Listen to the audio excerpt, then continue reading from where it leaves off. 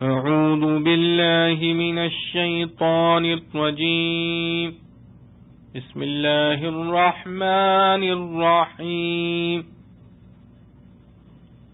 إذا الشمس كبرت وإذا النجوم انكدرت وإذا الجبال سيرت وإذا العشار عطلت وإذا الوحوش حشرت وإذا البحار سجرت وإذا النفوس زوجت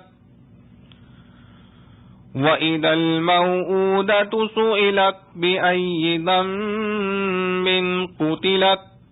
وإذا الصحف نشرت وإذا السماء كشطت وإذا الجحيم سعرت وإذا الجنة أزلفت علمت نفس ما أحضرت فلا أقسم بالخنس الجوار الكنس والليل إذا عسعس والصبح إذا تنفس إنه لقول رسول كريم ذي قوة عند ذي العرش مكين مطاع ثم أمين وما صاحبكم بمجنون ولقد رآه بالأفق المبين وما هو على الغيب بضنين وما هو بقول شيطان رجيم فأين تذهبون إن هو إلا ذكر للعالمين لمن شاء منكم أن يستقيم وما تشاءون إلا أن يشاء الله رب العالمين.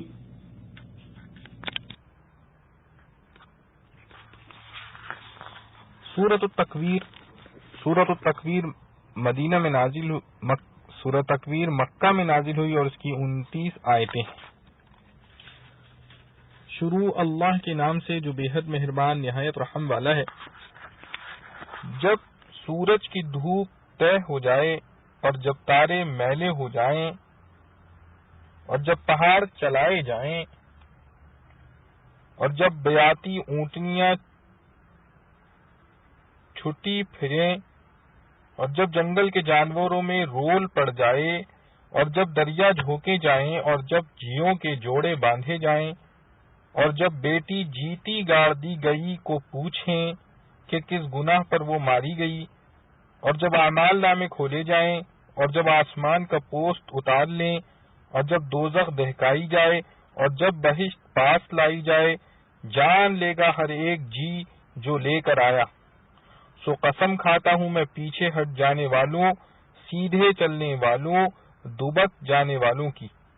اور رات کی جب پھیل جائے اور صبح کی جب دم بھرے. مقرر یہ کہا ہے ایک بھیجے ہوئے عزت والے کا قوت والا عرش کے مالک کے پاس درجے پانے والا. سب کا معنی ہوا وہاں کا معتبر ہے اور یہ تمہارا رفیق کچھ دیوانہ نہیں. اور اس نے دیکھا ہے اس فرشتے کو آسمان کے کھلے کنارے کے پاس اور یہ غیب کی بات بتانے میں بخیل نہیں اور یہ کہا ہوا نہیں کسی شیطان مردود کا. پھر تم کدھر چلے جا رہے ہو؟ یہ تو ایک نصیحت ہے جہاں بھر کے واسطے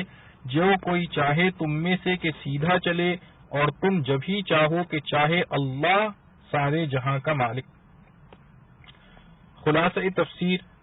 جب آفتاب بے نور ہو جاوے گا اور جب ستارے ٹوٹ ٹوٹ کر گر پڑیں گے اور جب پہاڑ چلائے جائیں گے اور جب 10 مہینے کی گابن اونٹنیاں چھٹی پھریں گی اور جب وحشی جانور مارے گھبراہٹ کے سب جمع ہو جائیں گے اور جب دریا بھڑکائے جائیں گے.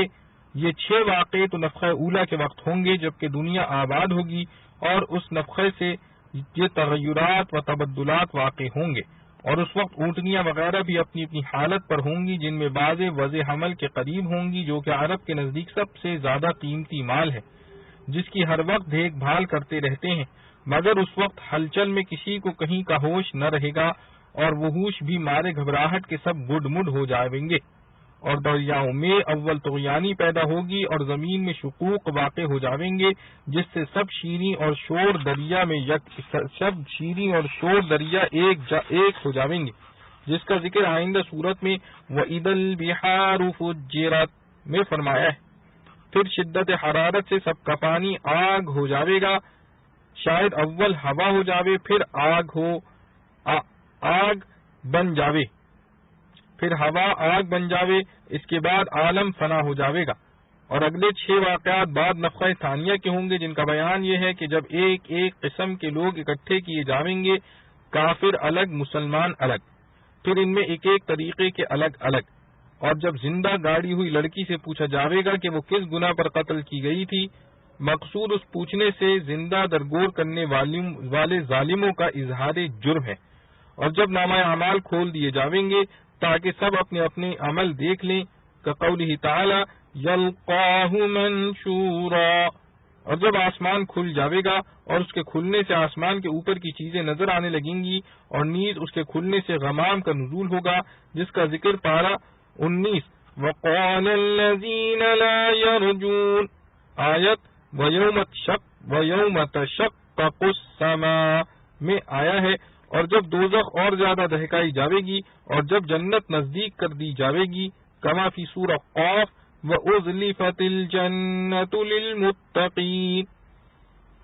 جب یہ سب واقعات نفخہ اولا اور ثانیہ کے واقع ہو جائیں گے تو اس وقت ہر شخص ان اعمال کو جان لے گا جو لے کر آیا ہے، اور جب ایسا واقعہ حائلہ ہونے والا ہے تو میں منکرین کو اس کی حقیقت بتلاتا ہوں اور مصدقین کو اس کے لیے آمادہ کرتا ہوں، اور یہ دونوں امر قرآن کی تصدیق اور اس پر عمل کرنے سے حاصل ہوتے ہیں کہ اس میں اس کا اثبات اور نجات کا طریق ہے۔ اس لیے میں قسم کھاتا ہوں کہ ان ستاروں کی جو سیدھے چلتے چلتے پیچھے کو ہٹنے لگتے ہیں اور پیچھے ہی کو چلتے رہتے ہیں، اور کبھی پیچھے چلتے چلتے اپنے مطالعے میں جا چھپتے ہیں۔ ایسا ہمارے 5 سیاروں کو پیش آتا ہے کہ کبھی سیدھے چلتے ہیں، کبھی پیچھے چلتے ہیں، اور ان کو خمسہ متحیرہ کہتے ہیں: زحل، مشتری، عطارد، مریخ، زورا۔ اور قسم رات کی جب وہ جانے لگے اور قسم صبح کی جب وہ آنے لگے۔ آگے جواب قسم ہے کہ یہ قرآن اللہ کا کلام ہے، ایک معزز فرشتے یعنی جبرائیل علیہ السلام کا لایا ہوا جو قوت والا ہے۔ کما فی النجم علمہ شدید القوی، اور مالک عرش کے نزدیک ذی رتبہ ہے، اور وہاں یعنی آسمانوں میں اس کا کہنا مانا جاتا ہے، یعنی فرشتے اس کا کہنا مانتے ہیں، جیسا حدیث معراج سے بھی معلوم ہوتا ہے کہ ان کے کہنے سے فرشتوں نے آسمانوں کے دروازے کھول دیے، اور امانت دار ہے کہ وحی کو صحیح پہنچا دیتا ہے۔ پس وحی لانے والا تو ایسا ہے، اور آگے جن پر وحی نازل ہوئی ان کی نسبت ارشاد ہے کہ یہ تمہارے ساتھ کے رہنے والے محمد صلی اللہ علیہ وسلم، جن کا حال بخوبی تم کو معلوم ہے، مجنون نہیں ہے جیسا منکرین نبوت کہتے تھے، اور انہوں نے اس فرشتے کو اصلی صورت میں آسمان کے صاف کنارے پر دیکھا بھی ہے۔ صاف کنارے سے مراد بلند کنارہ ہے کہ صاف نظر آتا ہے۔ کما فی النجم وہو بالافق الاعلی، اور اس کا مفصل بیان سورہ نجم میں گزرا ہے۔ اور یہ پیغمبر مخفی بتلائی ہوئی وحی کی باتوں پر بخل کرنے والے بھی نہیں، جیسا کاہنوں کی عادت تھی کہ رقم لے کر کوئی بات بتلاتے تھے۔ اس سے کہانت کی بھی نفی ہو گئی، اور اس کی بھی کہ آپ اپنے کام کا کسی سے معاوضہ لیں، اور یہ قرآن کسی شیطان مردود کی کہی ہوئی بات نہیں ہے، اس سے نفی کہانت کی اور تاکید ہو گئی۔ حاصل یہ کہ نہ آپ مجنون ہیں، نہ کاہن، نہ صاحب غرض، اور وحی لانے والے کو پہچانتے بھی ہیں، اور وحی لانے والا ایسا ہے۔ بس لا محالہ یہ اللہ کا کلام اور آپ اللہ کے رسول ہیں، اور یہ قسمیں مطلوب مقام کے نہایت مناسب ہیں۔ چنانچہ ستاروں کا سیدھا چلنا اور لوٹنا اور چھپ جانا مشابہ ہے فرشتے کے آنے اور واپس جانے اور عالم ملکوت میں جا چھپنے کے، اور رات کا گزرنا اور صبح کا آنا مشابہ ہے قرآن کے سبب ظلمت کفر کے رفع ہو جانے اور نور ہدایت کے ظاہر ہو جانے کے۔ جب یہ بات ثابت ہے تو تم لوگ اس بارے میں کدھر کو چلے جا رہے ہو کہ نبوت کے منکر ہو رہے ہو؟ بس یہ تو بالعموم دنیا جہاں والوں کے لیے ایک بڑا نصیحت نامہ ہے، اور بالخصوص ایسے شخص کے لیے جو تم میں سے سیدھا چلنا چاہے۔ عام لوگوں کے لیے ہدایت اس معنی سے ہے کہ ان کو سیدھا راستہ بتلا دیا، اور مومنین متقین کے لیے اس معنی سے کہ ان کو منزل مقصود پر پہنچا دیا۔ اور بعض کے نصیحت قبول نہ کرنے سے اس کے نصیحت نامے میں کوئی میں شبہ نہ کیا جاوے، کیونکہ تم بدون خدا رب العالمین کے چاہے کچھ نہیں چاہ سکتے ہو، یعنی فی نفسی تو نصیحت ہے، لیکن تاثیر اس کی موقوف مشیت پر ہے جو بعض لوگوں کے لیے متعلق ہوتی ہے اور بعض کے لیے کسی حکمت سے متعلق نہیں ہوتی۔ معارف و مسائل۔ اذا الشمس کورت، تکویر سے مشتق ہے، اس کے معنی بے نور ہو جانے کی بھی آتے ہیں۔ حسن بصری رحمۃ اللہ علیہ کی یہی تفسیر ہے، اور اس کے معنی ڈال دینے، پھینک دینے کے بھی آتے ہیں۔ ربیع ابن خطیم نے اس کی یہی تفسیر کی ہے۔ مراد اس سے یہ ہے کہ آفتاب کو سمندر میں ڈال دیا جائے گا، جس کی گرمی سے سارا سمندر آگ بن جائے گا، اور ان دونوں میں کوئی تضاد نہیں ہو سکتا ہے کہ اول آفتاب کو بے نور کر دیا جائے پھر اس کو سمندر میں ڈال دیا جائے۔ صحیح بخاری میں حضرت ابو ہریرہ رضی اللہ عنہ سے روایت ہے کہ رسول اللہ صلی اللہ علیہ وسلم نے فرمایا کہ شمس و قمر قیامت کے دن دریا میں ڈال دیے جاویں گے، اور مسند بازار میں اس کے ساتھ یہ بھی ہے کہ جہنم میں ڈال دیے جاویں گے۔ ابن ابی حاتم، ابن ابی الدنیا اور ابو الشیخ نے ان آیات کے متعلق یہ نقل کیا ہے کہ قیامت کے روز اللہ سبحانہ وتعالی شمس و قمر اور تمام ستاروں کو سمندر میں ڈال دیں گے، اور پھر اس پر تیز ہوا چلے گی جس سے سارا سمندر آگ ہو جاوے گا۔ اس طرح یہ کہنا بھی صحیح ہو گیا کہ شمس و قمر کو دریا میں ڈال دیا جائے گا، اور یہ کہنا بھی درست رہا کہ جہنم میں ڈال دیا جائے گا، کیونکہ سارا سمندر اس وقت جہنم بن جائے گا۔ وَإِذَا النُّجُومُ انْكَدَرَتْ، انکدار سے مشتق ہے، اس کے معنی سقوط اور گرنے کے ہیں۔ سلف سے یہی تفسیر منقول ہے، اور مراد یہ ہے کہ آسمان کے سب ستارے سمندر میں گر پڑیں گے، جیسا کہ مذکورہ روایات میں اس کی تفسیر آ چکی ہے۔ وَإِذَا الْعِشَارُ عُطِّلَتْ، یہ عرب کی عادت کے مطابق بطور مثال کے فرمایا ہے، کیونکہ اس کے پہلے مخاطب عرب لوگ تھے۔ ان کے نزدیک 10 مہینے کی گابن اونٹنی ایک بڑی دولت سمجھی جاتی تھی کہ اس سے دودھ اور بچے کا انتظار ہوتا تھا، اور وہ اس کی دم سے لگے پھرتے تھے، کسی وقت اس کو آزاد نہ چھوڑتے تھے۔ وَإِذَا الْبِحَارُ سُجِّرَتْ، سجرت تسجیر سے مشتق ہے، جس کے معنی آگ لگانے اور بھڑکانے کے بھی آتے ہیں۔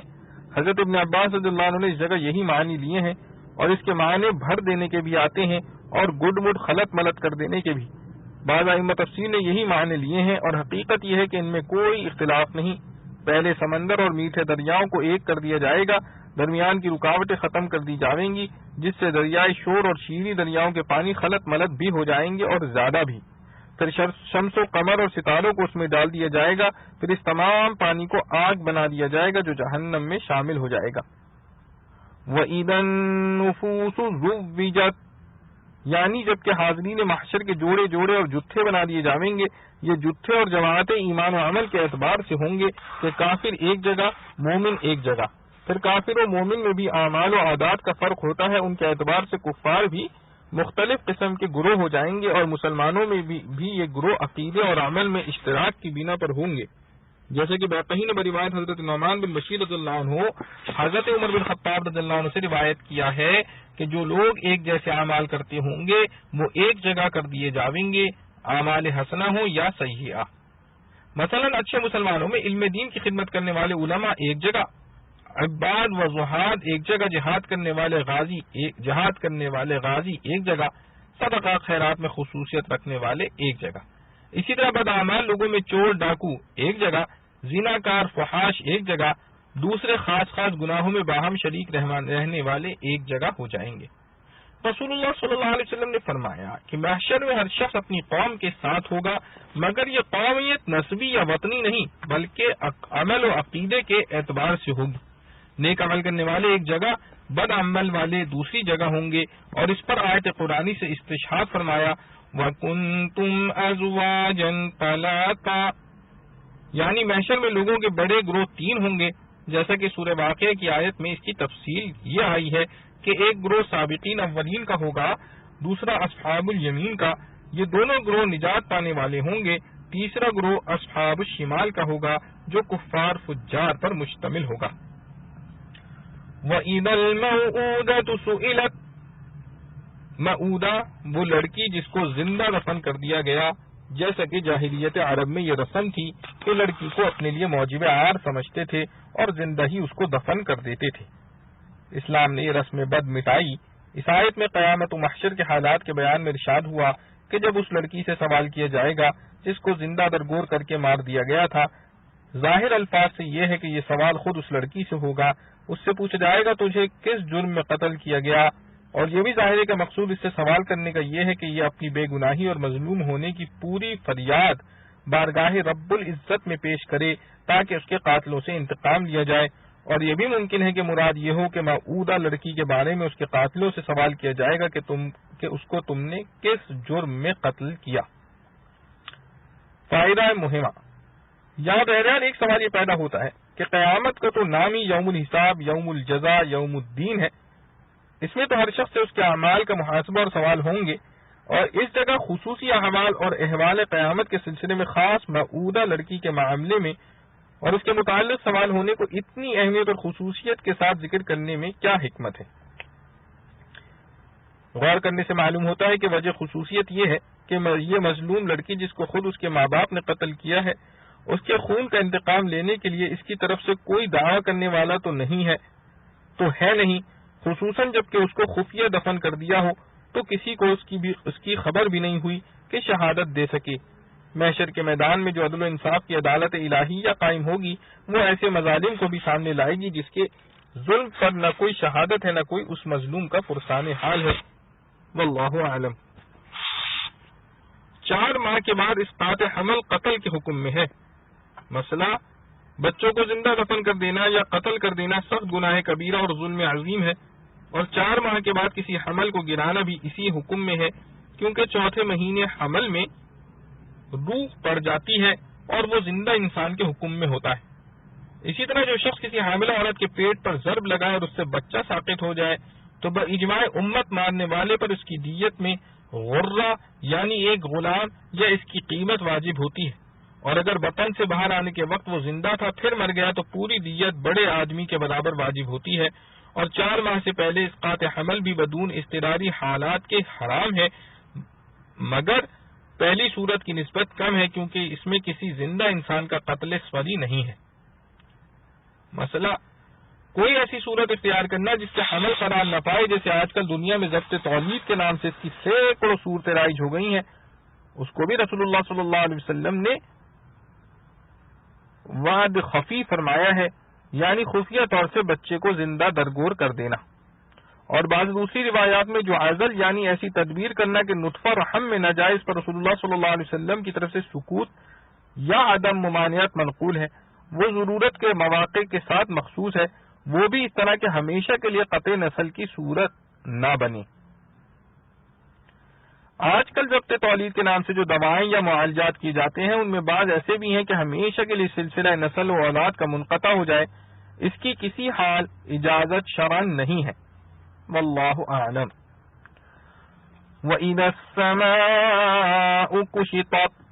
کشت کے لغوی معنی جانور کی کھال اتارنے کے ہیں۔ بظاہر یہ حال قیامت کا نفخہ اولا کے وقت کا ہے جو اسی دنیا میں پیش آئے گا۔ کیا آسمان کی زینت جن ستاروں اور شمس و قمر سے تھی وہ سب بے نور ہو کر دریا میں ڈال دیے جاویں گے، آسمان کی موجودہ حیت بدل جاوے گی، اس کو کشت کے لفظ سے تعبیر کیا گیا ہے، اور بعض حضرات مفسرین نے کشت کے معنی لپیٹنے کے لکھے ہیں، اور معنی آیت کے یہ ہو گئے کہ آسمان جو چھت کی طرح سروں پر محیط ہے یہ لپیٹ دیا جائے گا۔ علمت نفس ما احضرت، یعنی جب قیامت کے حالات مذکورہ پیش آویں گے اس وقت ہر انسان جان لے گا کہ وہ اپنے ساتھ کیا سامان لایا ہے۔ سامان سے مراد اس کا نیک یا بد عمل ہے کہ وہ سب اعمال اس کے سامنے آ جاویں گے جو دنیا میں کیے تھے، خواہ اس طرح کے صحائف اعمال میں لکھے ہوئے اس کے ہاتھ میں آ جائیں یا اس طرح کہ یہ اعمال کسی خاص شکل و صورت میں اس کے سامنے آویں، جیسا کہ بعض روایات حدیث سے معلوم ہوتا ہے۔ واللہ اعلم۔ قیامت کے احوال اور ہولناک مناظر اور وہاں محاسبہ اعمال کا ذکر فرمانے کے بعد حق تعالی نے چند ستاروں کی قسم کھا کر فرمایا کہ یہ قرآن حق ہے، اللہ کی طرف سے بڑی حفاظت کے ساتھ بھیجا گیا ہے، اور جس ذات پر نازل ہوا ہے وہ ذات ایک بڑی ہستی ہے، وحی لانے والے فرشتے کو وہ پہلے سے جانتے پہچانتے تھے، اس لیے اس کے حق میں ہونے میں کسی شک و شبے کی راہ نہیں۔ جن ستاروں کی قسم یہاں کہی گئی وہ 5 ستارے ہیں جن کو علم حیت فلکیات میں خمسہ متحیرہ کہتے ہیں۔ اور متحیرہ کہنے کی وجہ یہ ہے کہ ان پانچوں ستاروں کی حرکت دنیا میں اس طرح دیکھی جاتی ہے کہ کبھی مشرق سے مغرب کی طرف چل رہے ہیں، کبھی پھر پیچھے کو مغرب سے مشرق کی طرف چلنے لگتے ہیں۔ اس کی وجہ کیا اور دو مختلف حرکتوں کا سبب کیا ہے، اس کے بارے میں قدیم فلسفہ یونان والوں کے مختلف اقوال ہیں، اور جدید فلسفہ والوں کی تحقیق ان میں سے بعض کے مطابق ہے، بعض کے خلاف، اور حقیقت کا علم پیدا کرنے والے کے سوا کسی کو نہیں۔ سب تخمینے اور اندازے ہی ہیں جو غلط بھی ہو سکتے ہیں، صحیح بھی۔ قرآن کریم نے امت کو اس فضول بحث میں نہیں الجھایا، جتنی بات ان کے فائدے کی تھی وہ بتلا دی کہ وہ رب العزت جل شأنہ کی قدرت کاملہ اور حکمت بالغہ کا اس میں مشاہدہ کریں اور ایمان لائیں۔ انہ لقول رسول کریم ذی قوت، ستاروں کی قسم کے بعد فرمایا کہ قرآن قول ہے ایک رسول کریم کا۔ آگے اس رسول کریم کی صفت ایک تو یہ بیان فرمائی کہ وہ ذی قوت ہے، دوسرے یہ کہ رب العرش کے پاس وہ مطاع ہے کہ اس کے احکام عرش والے مانتے ہیں، تیسری یہ کہ وہ اللہ کے نزدیک امین ہے، اس سے پیغام لانے اور پہنچانے میں کسی خیانت اور کمی بیشی کا امکان نہیں۔ اس جگہ رسول کریم صلی اللہ علیہ وسلم سے مراد بظاہر جبرائیل امین ہے، کیونکہ لفظ رسول کا جیسے انبیاء پر اطلاق ہوتا ہے ایسے ہی فرشتوں کے لیے بھی یہ لفظ بولا جاتا ہے، اور آگے جتنی صفات رسول کی بیان کی گئی ہیں وہ سب جبرائیل امین پر بغیر کسی تکلف و تعویل کے منطبق ہیں۔ ان کا ذی قوت ہونا سورہ نجم میں صراحتاً مذکور ہے، علمہ شدید القوی، اہل عرش و سماوات میں ان کا مطاع ہونا اور ان کے حکام کی پیروی کرنا لیلۃ المعراج کی حدیث سے ثابت ہے کہ جب جبرائیل امین حضرت صلی اللہ علیہ وسلم کو ساتھ لے کر آسمان پر پہنچے اور آسمانوں کے دروازے کھلوانے کا ارادہ کیا تو دروازوں پر مقرر فرشتوں نے ان کے حکم کی اطاعت کی، اور امین ہونا جبرائیل علیہ السلام کا ظاہر ہے۔ اور بعض ائمہ تفسیر نے اس جگہ رسول کریم سے مراد محمد مصطفیٰ صلی اللہ تعالی علیہ وسلم کو قرار دیا ہے، اور صفات مذکورہ کو کسی قدر